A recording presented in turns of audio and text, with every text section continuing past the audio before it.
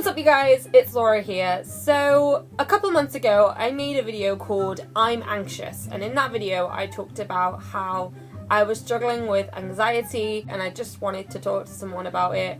So I figured I would put it on the internet where it will be forever until the end of time. So now I can never remove it properly because I'm sure there'll be someone out there who's downloaded it. So it's been a couple months since that, so I figured I would make an update video.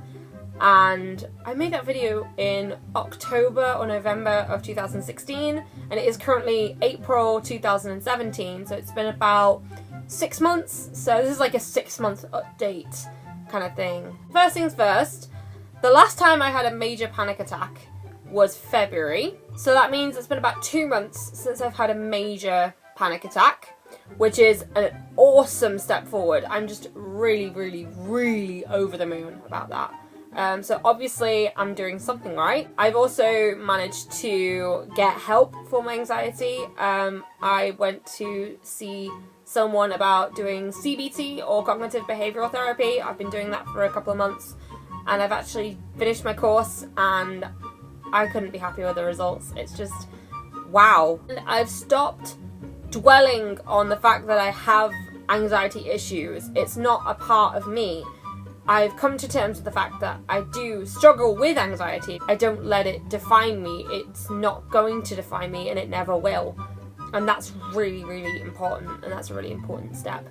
I've just come off of doing a production of Theseus and the Minotaur. I did that with my Peter Brook drama team. I played the role of Poseidon, god of the sea, which was really fun. And yeah, I mean, Peter Brook's theatre can be pretty challenging. It's a challenging aesthetic to stick to.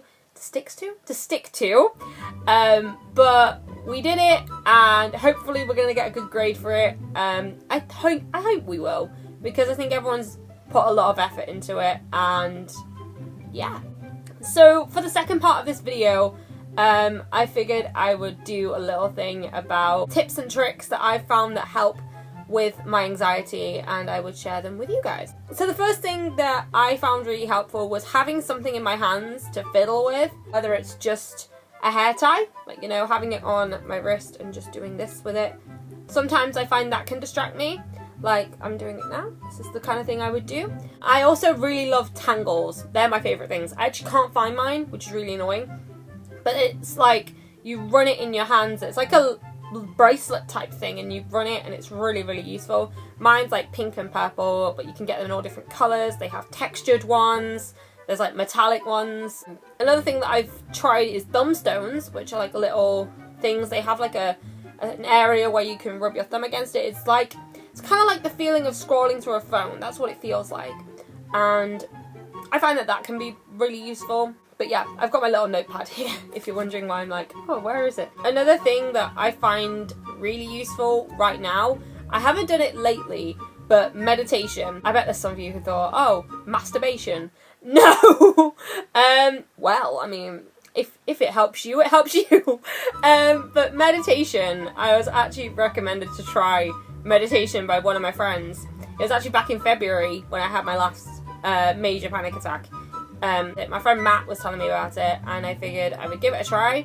I actually didn't try it until my teacher set it as kind of an assignment, like try out the 10-day Headspace thing, which I did that for 10 days and it actually helped. So when I'm really stressed, I will practice meditation. Obviously, one thing that's really helped me is CBT, cognitive behavioural therapy, and I feel like if I didn't go for that, I probably wouldn't be in the position I am today. At first I was like, oh, I don't need help. I can do it on my own. Always keep fighting on my own.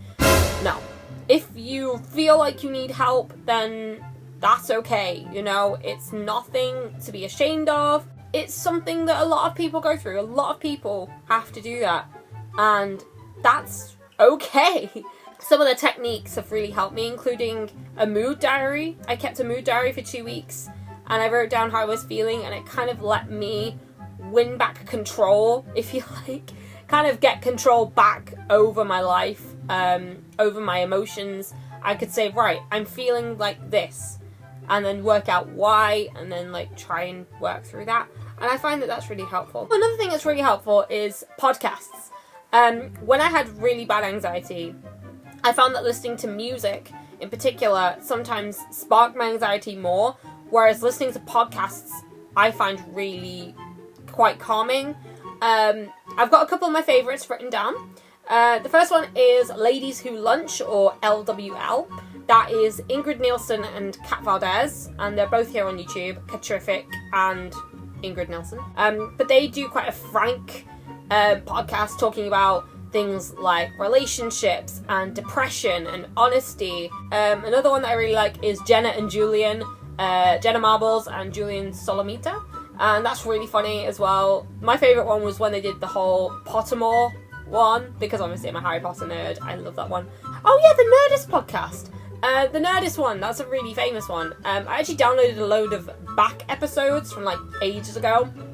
My favourite ones are the ones with Felicia Day was on it. I love Felicia Day. Who else has been on the Nerdist that I really liked? Sean Bean.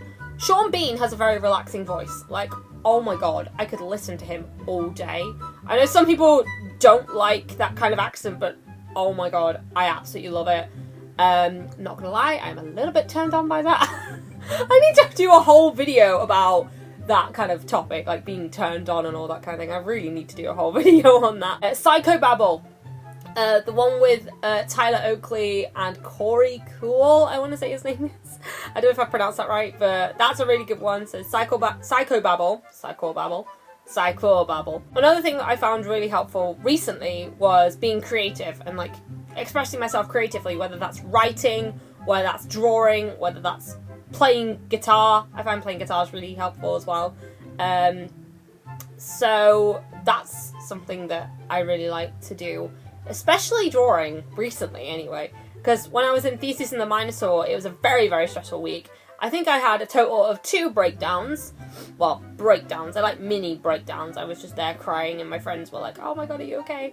And I had to go outside because I was really, really upset about things. It was all like really stressing me out and stuff. The night before opening night, I actually did a couple of sketches of my friends as their characters. So like I did a drawing of myself as Poseidon. Also, keeping a journal has been something that I really enjoy doing.